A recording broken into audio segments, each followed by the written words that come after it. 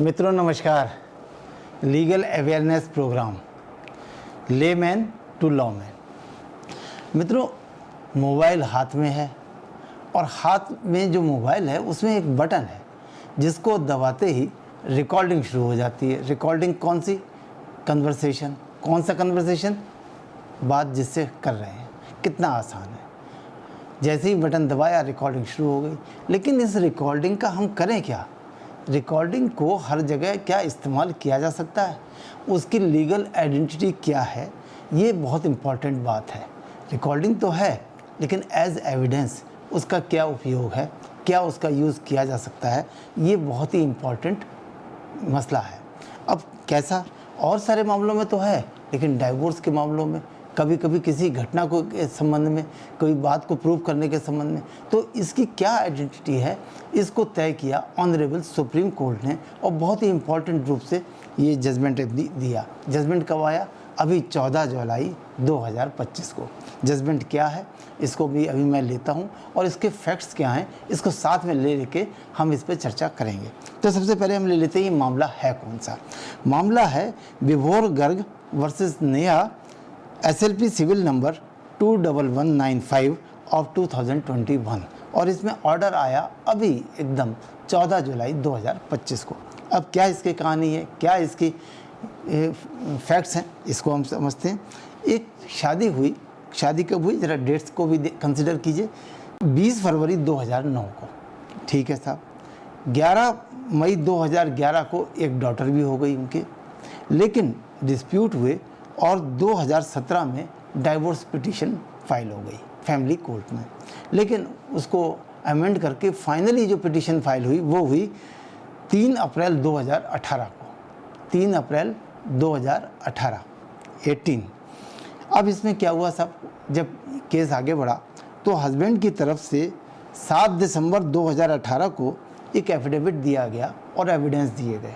Evidence का काम पूरा हो गया।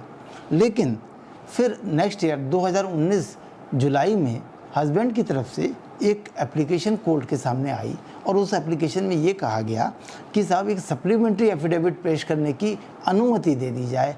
कि क्या होगा सप्लीमेंट्री में? परमिशन मांगी, क्योंकि कोर्ट में ऐसे नहीं दिया जा सकता, परमिशन लेनी पड़ती है। तो हस्बैंड साइड से एक एप्लीकेशन दी कि साहब एक सप्लीमेंट्री एफिडेविट के माध्यम से कुछ हम एविडेंस देना चाहते हैं। और वो एविडेंस क्या हैं? वो एविडेंस हैं 2010 से लेके 2016 के बीच में वाइफ के साथ में जो कन्वर्सेशन टाइम पर हुआ वो है। उसकी मेमोरी कार्ड है, क्लिप्स हैं, क्लिप्स मोबाइल फ़ोन के CD में तैयार किया हुआ है, और जो कन्वर्सेशन है उसको लिख करके उसका स्क्रिप्ट भी देना चाहते हैं एज एविडेंस। तो हमको ये एविडेंस के रूप में कंसिडर करने के लिए जो ये एविडेंस है इसकी परमिशन दी जाए। तो साहब इस पे अपोजिट पार्टी को नोटिस हुआ, तो अपोजिट पार्टी ने इसका विरोध किया और क्या कहा कि एग्जामिनेशन इन चीफ द्वारा एविडेंस का काम पूरा हो चुका है, पहली बात। दूसरा, मेमोरी कार्ड, CD, क्लिप्स और जो ये कन्वर्सेशन लिखा हुआ है इसको स्वीकार नहीं किया जा सकता एविडेंस के रूप में। क्यों? क्योंकि एविडेंस एक्ट की सेक्शन 122 परमिट नहीं करती। अभी हम इस पे आगे चर्चा करेंगे कि एविडेंस एक्ट 1872 की 122 सेक्शन क्या कहती है। फिलहाल वाइफ की तरफ से ये इसका अपोज किया गया, लेकिन प्रिंसिपल जज जो थे फैमिली कोर्ट के, उन्होंने वाइफ के जो तर्क थे उसको नहीं माना और हस्बैंड को सप्लीमेंट्री एफिडेविट के माध्यम से ये सब इलेक्ट्रॉनिक इंस्ट्रूमेंट्स पेश करने की अनुमति दे दी कि हम इस पर विचार करेंगे। तो अब इसमें उन्होंने क्या कहा अपने ऑर्डर में कि conversation between the parties is relevant for adjudication of controversy. Tape recorder की कई बातों को स्वीकार करने के लिए, टेप रिकॉर्डर में जो बातें हैं उनको स्वीकार करने के लिए कोर्ट पे कोई रोक नहीं है, ये कहा। और उन्होंने परमिशन दे दी हस्बैंड को कि साहब इस पे आप अपने सारे जो रिकॉर्डिंग की गई है इसको पेश कीजिए। तो देखिए, मैं वही बता रहा हूँ कि रिकॉर्डिंग तो हो गई, अब जाकर के कोर्ट से परमिशन मिली, लेकिन जो वाइफ का साइड थी उन्होंने उसको चैलेंज किया हाई कोर्ट में, और हाई कोर्ट के सामने यही वाली बातें जो कहीं वो रखी और हाई कोर्ट ने उनकी बातों को स्वीकार कर लिया और स्वीकार करके जो प्रिंसिपल जज ने ऑर्डर किया था, जो एप्लीकेशन उनको परमिशन दे दी थी, उस परमिशन को निरस्त कर दिया और उन्होंने कहा कि इस तरह से इन जो इलेक्ट्रॉनिक इंस्ट्रूमेंट्स हैं इनको परमिट नहीं किया जा सकता क्योंकि एविडेंस एक्ट की सेक्शन 122 का उल्लंघन है। देखिए क्या कहा, मैं ये डिस्प्ले हो रहा है और मैं पढ़ भी देता हूँ।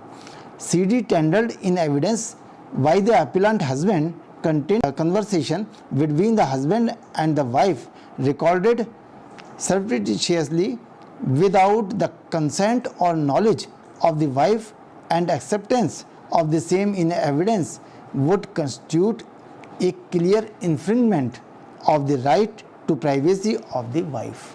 क्या हुआ इसका मतलब कि साहब वाइफ को बिना बताए, बिना अनुमति के की गई रिकॉर्डिंग वाइफ के राइट टू प्राइवेसी का उल्लंघन है, ये बताया हाई कोर्ट ने। और हाई कोर्ट ने प्रिंसिपल जज द्वारा दी गई परमिशन को निरस्त कर दिया। लेकिन अब क्या हुआ, हाई कोर्ट के ऑर्डर को चैलेंज किया गया सुप्रीम कोर्ट में और जो हस्बैंड साइड थे उन्होंने उसको अपील करी, मामला आ गया सुप्रीम कोर्ट। तो सुप्रीम कोर्ट ने देखिए सबसे पहले क्या कहा कि एक तो हाई कोर्ट के ऑर्डर को स्टे किया और फाइनली ऑर्डर सुप्रीम कोर्ट का आया 14 जुलाई 2025, मतलब अभी एकदम इसी हफ्ते। तो सुप्रीम कोर्ट ने अपने ऑर्डर में साहब क्या कहा, देखिए उसको मैं एज इट इज़ पढ़ूँ इससे पहले मैं ये समझ लें, हम ये समझ लें कि एविडेंस एक्ट की धारा 122 कहती क्या है। ये डिस्प्ले भी हो रही है लेकिन टाइम शॉर्ट है तो मैं उसका अर्थ बता देता हूँ। ये धारा कहती है कि किसी विवाहित व्यक्ति को अपने जीवन साथी के साथ हुई किसी भी बातचीत को प्रकट करने के लिए मजबूर नहीं किया जा सकता और ना ही उसे ऐसी बातचीत का खुलासा करने की अनुमति दी जाएगी जब तक कि संचार करने वाला व्यक्ति या उसका प्रतिनिधि सहमत ना हो। कि मतलब अगर दूसरा अपोजिट पार्टी कहे, उसकी कंसेंट होगी, हाँ इसको हमारी कन्वर्सेशन को पेश किया जाए दोनों लोग, तब किया जा सकता है। संक्षेप में मतलब इन शॉर्ट कि धारा 122 पति पत्नी के बीच बातचीत की गोपनीयता की रक्षा करती है कि जो आपस में बातचीत होती है इसको डिस्क्लोज़ नहीं किया जाएगा, इसको डिस्क्लोज़ करने के लिए बाध्य नहीं किया जाएगा, ये धारा 122 कहती है। अब हम आ जाते हैं सुप्रीम कोर्ट के ऑर्डर में। तो सुप्रीम कोर्ट ने क्या कहा अपने ऑर्डर में कि in adjudicating situations where the privilege under section 122 of the act is not granted, as in suits between a couple, the right to privacy is not a relevant consideration since it is not the rationale under which spousal communications were deemed privilege under section 122 of the act। इसका मतलब क्या हुआ, supreme court ने क्या कहा कि साक्ष्य अधिनियम की धारा 122 का मूल उद्देश्य विवाह की पवित्रता की रक्षा करना है। देखिए इंपॉर्टेंट बात, ये इंटरप्रिटेशन होता है। सुप्रीम कोर्ट ने इसको क्या बताया कि इस धारा 122 क्या कहती है, ये कहती है कि विवाह की पवित्रता की रक्षा करना है, ना कि इसमें शामिल व्यक्तियों की निजता का अधिकार। उन्होंने कहा राइट टू प्राइवेसी का उल्लंघन हो रहा है, राइट टू प्राइवेसी का उल्लंघन नहीं हो रहा है क्योंकि 122 का मूल उद्देश्य विवाह की पवित्रता की रक्षा करना है, ना कि इसमें शामिल व्यक्तियों की निजता के अधिकार की, राइट टू प्राइवेसी की। तो इस तरह से सुप्रीम कोर्ट ने हाई कोर्ट के ऑर्डर को निरस्त कर दिया और फैमिली कोर्ट के द्वारा जो परमिशन दी गई थी उसको प्रस्तुत करने की, उसको मान्य कर दिया, उसको सही पाया और फैमिली कोर्ट को आदेश दिया कि हस्बैंड द्वारा प्रस्तुत की गई मेमोरी कार्ड, CD और कन्वर्सेशन को रिकॉर्ड पर लिया जाए और उस पर विचार किया जाए। तो मित्रों इम्पॉर्टेंट जजमेंट आ गया। तो एक कन्वर्सेशन हमने कर तो लेते हैं, रिकॉर्डिंग कर ली साहब, लेकिन उसका यूज़ कैसे है, एक तो इम्पॉर्टेंट बात ये। और ख़ास तौर से डाइवोर्स के मामले में तो ये फैसला इसलिए अहम हो गया कि अगर किसी जैसे डिस्प्यूट होता है तभी तो डाइवोर्स की बात आती है।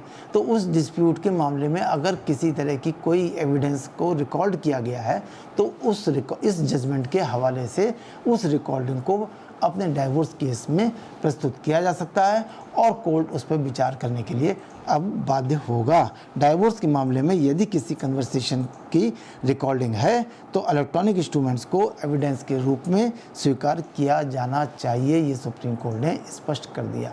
इम्पॉर्टेंट जजमेंट है, नई बात है, नया इंटरप्रिटेशन है, हम लेकर के इसीलिए आते हैं जिससे कि इस सिमिलर तरह की परिस्थितियों में लोग दिग्भ्रमित ना हों और इसका फ़ायदा उठाएं। इस तरह के लीगल अवेयरनेस प्रोग्राम, जैसा मैं हमेशा कहता हूं कि मैं तो लीगल अवेयरनेस प्रोग्राम का मिशन चला रहा हूं, आप भी शामिल होइए और इसको दूर दूर तक फैलाइए, इसको शेयर कीजिए, लोग इस पर चर्चा करें और इससे लाभान्वित हों।